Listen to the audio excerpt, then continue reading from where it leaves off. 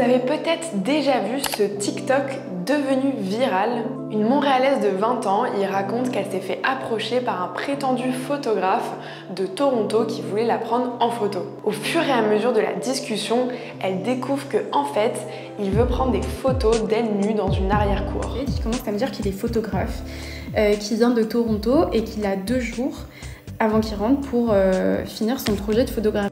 Il me décrit un projet hyper élaboré qu'il a avec ses potes et c'est en gros de photographier des gens dans la rue. Et puis du coup j'accepte puisqu'il me dit ça va prendre 2 minutes. Puis le mec commence à se diriger vers une ruelle derrière une maison.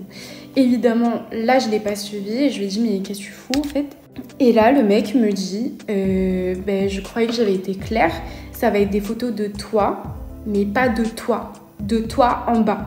Genre des photos de tes jambes, de ta taille jusqu'à tes pieds, donc de tes jambes, de ta chatte et de tes fesses à nu. Dans les commentaires sous la vidéo, plusieurs autres femmes disent avoir vécu exactement la même chose et ce dans le quartier du Plateau Mont-Royal. Même si ce cas est assez spécifique, une étude sur le harcèlement de rue publiée en 2022 par le Centre d'éducation et d'action des femmes montre que ça serait la réalité de 2 Montréalais, Montréalaises sur 3. Cela inclut non seulement le harcèlement sexuel, mais aussi tout comportement haineux en référence au genre, à la couleur de peau ou à une situation de handicap par exemple. En réponse à cette étude, la société de transport et le service de police de Montréal ont lancé en collaboration une campagne affichant le slogan « Témoins, agissons » dans les transports de Montréal. Cette campagne montre les gestes à avoir en tant que témoin pour protéger les victimes de harcèlement.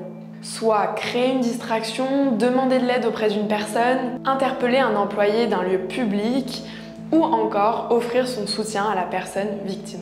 Et un des gestes qui était vraiment le plus concret, c'est vraiment l'intervention du témoin parce que auprès de la victime, ça fait une différence de la réaction que le témoin va avoir, donc de la soutenir, donc de prendre position pour dire que c'est vraiment inacceptable et de remettre le poids sur l'agresseur. Selon l'étude du CAF, dans 50% des cas, les victimes ne reçoivent aucune aide des témoins, alors que dans 38% des cas, les harcèlements se passent dans les transports en commun. D'agir comme témoin, c'est une désapprobation sociale. Donc, c'est vraiment global pour agir sur le harcèlement de rue parce qu'il y a des gestes qui sont criminels dans le harcèlement de rue, mais il y en a d'autres qui ne le sont pas. Dans le cas de la jeune Montréalaise qui a dénoncé son harceleur sur TikTok, le SPVM dit avoir ouvert une enquête parce que plusieurs autres plaintes ont été déposées, dont la sienne. Mais dans beaucoup d'autres cas de harcèlement, aucune enquête n'est ouverte. Au-delà de l'aide directe des témoins, sur quel autre soutien devrait-on compter ? Chacune des institutions doit avoir des politiques aussi pour qu'on puisse justement avoir des lieux où dénoncer puis que ça soit clair où s'adresser parce qu'il y a comme une certaine confusion aussi quand on vit des choses. Donc, sans nécessairement criminaliser, je crois que les paroles des victimes doivent être entendues puis avoir des lieux pour le faire. D'autres solutions non criminalistes ont été mises en place dans d'autres pays. Par exemple, dans la ville de Mexico, il y a des wagons de métro réservés aux femmes.